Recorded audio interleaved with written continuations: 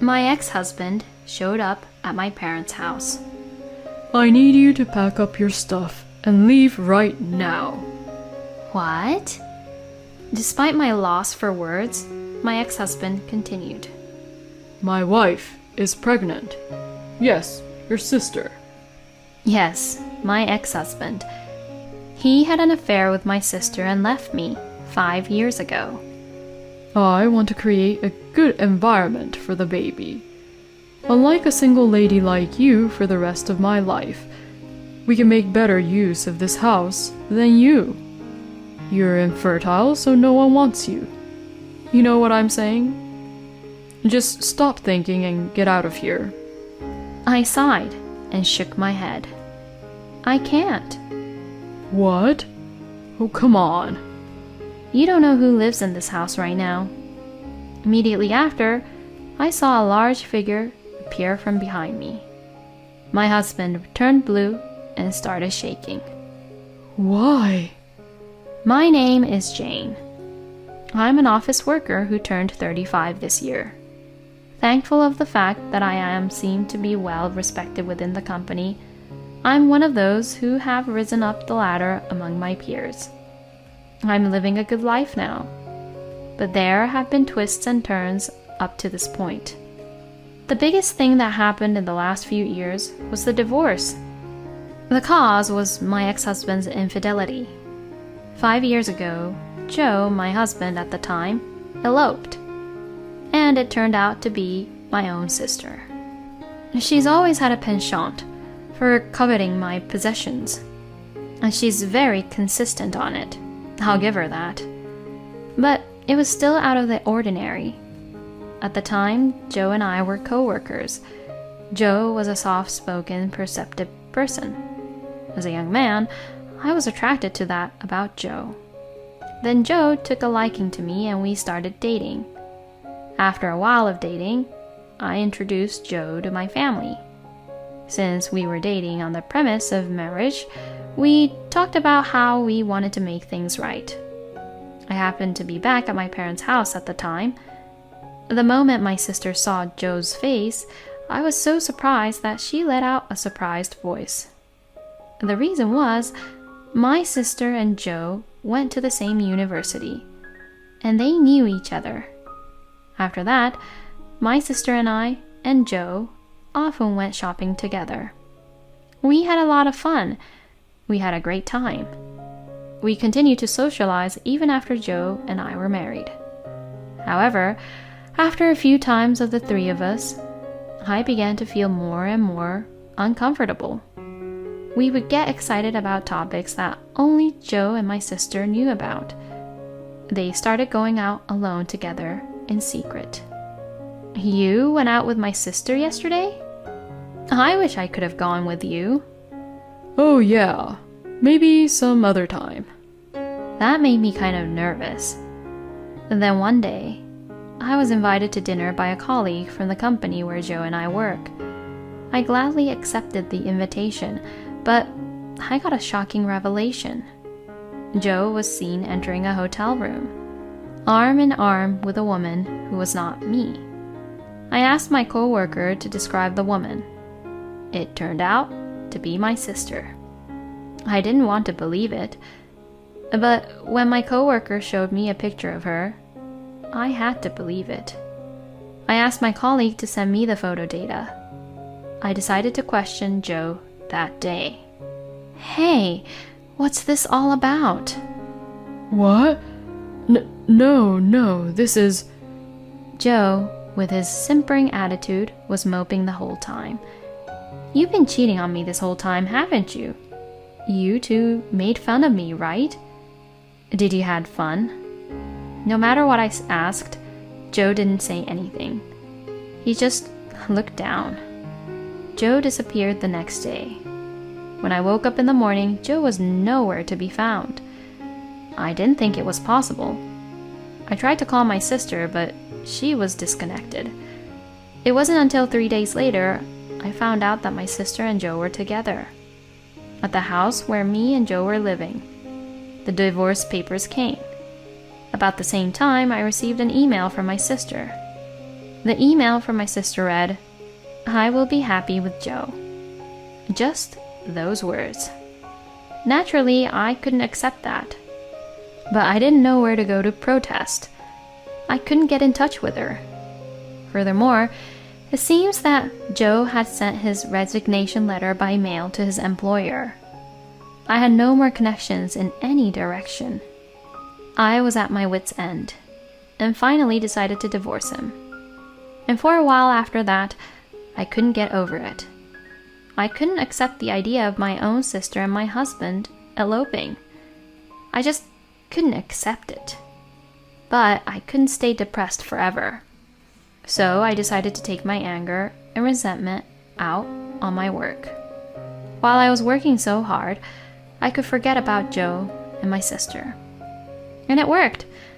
I was recognized for my contribution to the company. I was given a good position. Then I was blessed with good fortune.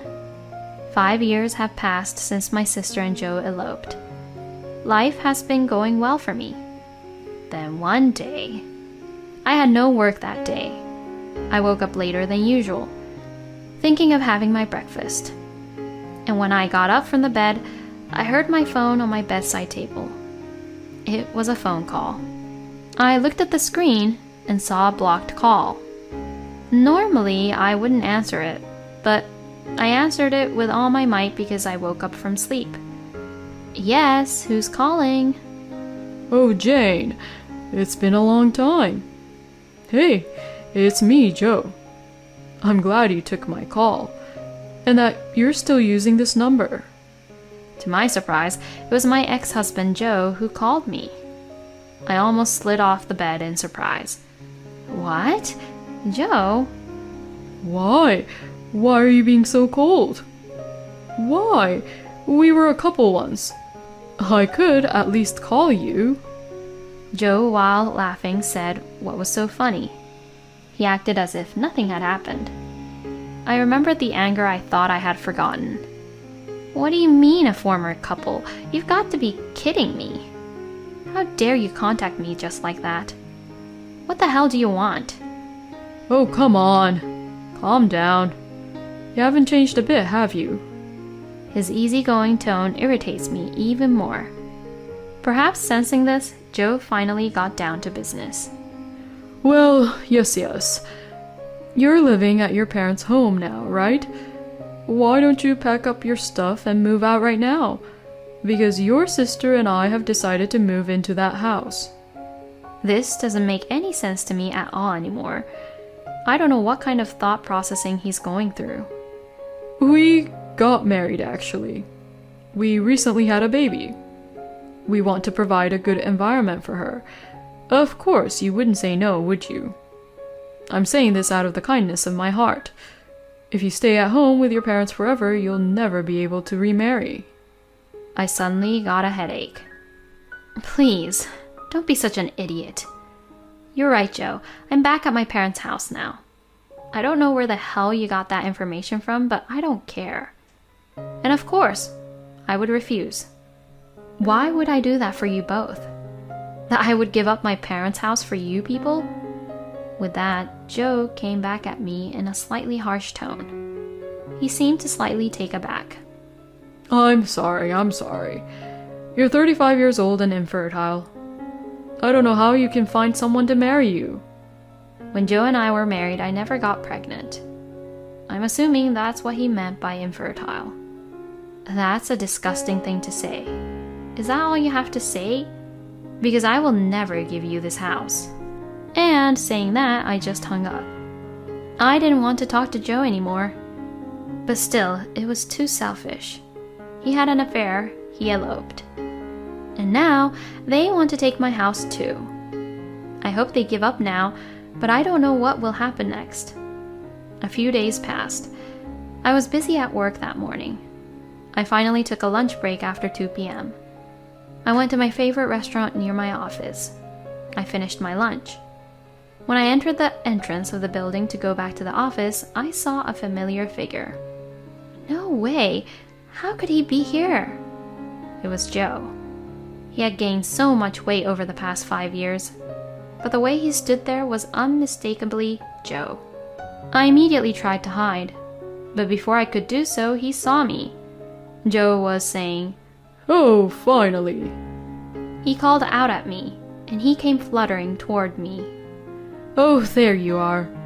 I waited long, you know. So, to continue our conversation from the other day, when can you leave? I'd like you to leave by next month if possible." But I told you no to that talk. And the nerve for you coming all the way to my office. Get the hell out of here. Joe has a smile on his face, but he looks annoyed and continues to talk. "You're talking like that again. I don't see why you, Jane, a single woman, should have to live in that house. We'd rather have it with our unborn child. Wouldn't it be better if she lived there? With her mother and father? Am I wrong?" You're not even listening. No matter how hard I try to talk him out of it, he will eat me up. Joe kind of terrified me. You're being a little pushy, aren't you? No matter how much you ask, what you're asking is impossible. You had an affair and eloped on your own. Why can't you go live somewhere else? When I said this, Joe wrinkled his face. He raised his voice. "You listen up. The only reason I had the affair in the first place was because you were infertile. If you had been able to give me a child, I wouldn't have had an affair. It's all your fault. So take responsibility and at least give us a place where we can live." I can't even begin to fathom it. Saying it's my fault he had an affair? It's too much to take the blame. Are you serious right now? I've got work to do. I have to go. Joe was still trying to say something, but he finally seemed to notice the stares around him. He told me to remember that, and he left the entrance. Joe finally gave up on me. That's what I thought, but I was reminded that I was naive. A week after, Joe came to my office. After work was over. I was relaxing at home, watching TV. Suddenly, the intercom rang. I wasn't expecting anyone to come to visit, so I got up. I decided to look into the intercom monitor anyway. Standing there were Joe and my sister. I've really had enough of this. I rushed to the front door and opened it vigorously. "Oh, Jane, did you get your packing done? I didn't hear anything from you, so I came all the way here in person." Wow, long time no see, sis. You heard from Joe, didn't you? We're having a baby. You know, I'll take care of it when it's born. All I could do was to sigh in spite of all this. What's the matter? Are you tired? Well, I don't really care anyway. But listen to me. It's great that we're having a baby, but we don't have the money. So we're going to have to live here, okay? My sister says so with a superior look in her eyes. Joe further opens his mouth. "Yeah, so I recently realized that this house is not yours. Are your parents home? Let me talk to them. It's your mother and father's first grandchild. I bet they'll accept us, right?" I couldn't help but laugh when he said that. I didn't think that he didn't know about this. What are you laughing at? You're not very nice. Hurry up and get Mom and Dad out. Huh? Are you serious that you didn't know? Mom and Dad are gone. Yeah, my parents don't live in this house anymore. After you, Joe, and I divorced and I moved back home, they gave me this house as a tidy gift. And now they are living a retired life in the countryside on my mother's side. So I am the owner of this house. When I confronted them with this fact, both my sister and Joe's eyes widened. Understand? This house is my house, so I have the right to make all the decisions. I said it so clearly, but Joe still insists. "Well, okay then. Jane can live in this house. Let's live together, okay? Let's be friends again, just the three of us, just like before." Yeah, that's right. Oh, that's a great idea. You won't be alone in such a big house. It must be so lonely to live alone, right? We'll all be happy if we live together. Another outrageous idea. I was about to argue with them, I was about to open my mouth when suddenly... Oh, honey, I'm sorry, I didn't mean to be so loud. Look, it's my ex-husband and my sister that I told you about. It was my now husband who approached me, and in his arms is our daughter. My husband mumbled. I see. He greeted Joe and my sister in confusion. Hi. Good evening. I'm Jane's husband. This is our daughter. Isn't she cute? Both Joe and my sister couldn't close their mouths. They must be very surprised. To tell you the truth, I have already remarried. About a year after Joe and I divorced, I met my current husband through a friend. Things went smoothly. We got married less than 6 months after we started dating. Soon after, I became pregnant with our daughter. Now I work and am a housewife at the same time. My husband helps me with housework and childcare, so I wouldn't neglect my work in our home, and I have been able to get a promotion. I think you get the idea now. There's nothing you can do. You can't take advantage of me at all. My husband, my daughter, and I, we're a family, and we get along just fine. What is this, Jane? You're not infertile? No way, that's a lie. Joe starts to question. What the hell? You're my sister and you're married to someone so handsome? I can't believe you're married. It's not fair. It's not fair. Kate began to stamp her feet as she said that. My husband looked down at her coldly and said, That's the way it is. Please leave us alone. If you ever come near our family again, I will call the police. Is that clear? The word police and the force of my husband's words pushed them over the edge. Joe and my sister turned blue in the face and immediately left. After that, Joe and my sister never appeared in front of me again. They were in financial trouble. They snuggled up at Joe's side of the family. But they found out about what they did 5 years ago, and they were not impressed. So they turned them down early. No wonder. And this is what I heard from a mutual friend of ours. Joe was having an affair again without fail. They are currently in the middle of a divorce. The reason for this is also surprising. As a matter of fact, my sister was never pregnant. She was lying to get back home somehow. And apparently, Joe didn't know about that she wasn't really pregnant. He was also deceived. Of course, a lie like that was easily exposed. He eloped with my sister because he wanted a child. If she wasn't pregnant, then he didn't need her anymore. Joe had been having affairs because he wants children. However, in the future, Joe will never be able to have children. The probability that Joe is infertile. I'm not a doctor, so I can't say for sure. But given the circumstances, it's extremely likely.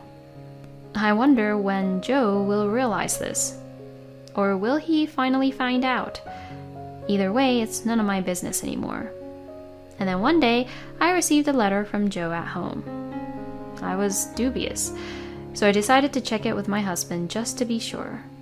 The letter said that he went to the hospital for a checkup and was diagnosed as being incapable of having children, and that he regretted what he did.